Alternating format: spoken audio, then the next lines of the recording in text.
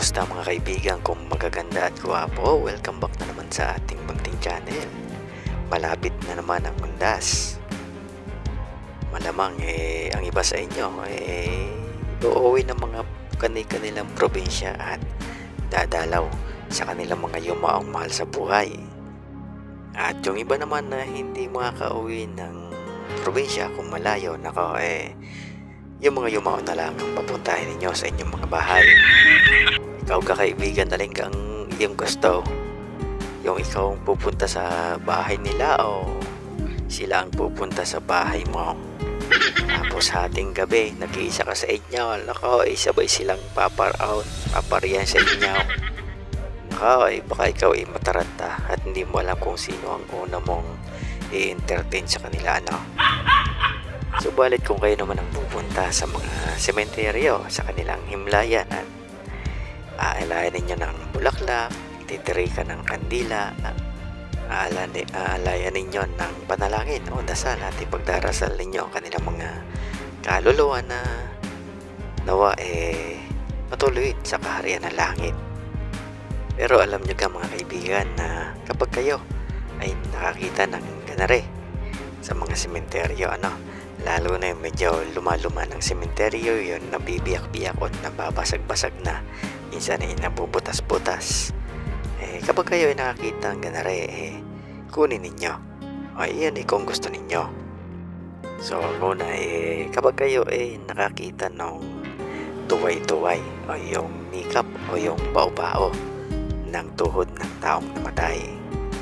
So kung yan makikita nyo, lalo na kung pares, mas maganda, kunin ninyo kung gusto nga ninyo, sapagkat yan may ambag din sa buhay mo. So kapag mayroong kanyan na tuway-tuway at daladala mo at dinadasalan mo yung may-ari ng tuway na iyan ay isang magandang agimat. Ang mga bisa niyan maaari mong gamitin upang ikaw hindi tamaan ng bala. May taglay din iyan na tagabulag kung gusto mong hindi ka makita ng mga taong nasa paligid mo. Maaari mo ring magamit iyan sa pagnanakaw kung iyan ang iyong trabaho. Hindi maganda, Maaari mo din niyang iwan sa iyong tahanan upang magbantay ng iyong tahanan upang walang makapasok na magnanakaw kapag ikaw aalis. So maraming gamit ang tuway-tuway na iyan. Subalit dapat aalayan mo ng dasal at dapat kakilala mo o kilala mo ang pangalan ng taong nakuhaan mo ng tuway. So magiging alipin mo ang kaluluwa ng taong iyon hanggat siya nandito pa sa lupa at hindi pa napupunta sa impyerno o sa kalangitan ang kanyang kaluluwa. Ganon din naman kapag kayo nakakita ng panyo na itinali sa kanyang mukha o sa kanyang panga upang iyan magdikit, kunin ninyo kung gusto ninyo, So yan naman yung mga gamit ninyo sa tagabulag. So kapag daladala ninyo ang panyang iyan at kayo ay mababataan sa mga taong ayaw ninyo kayo makita, itatalokbong nyo lang yan sa inyo. Ganon din naman kapag kayo nakakuha ng lubid at iyon sa pagkakaalam ninyo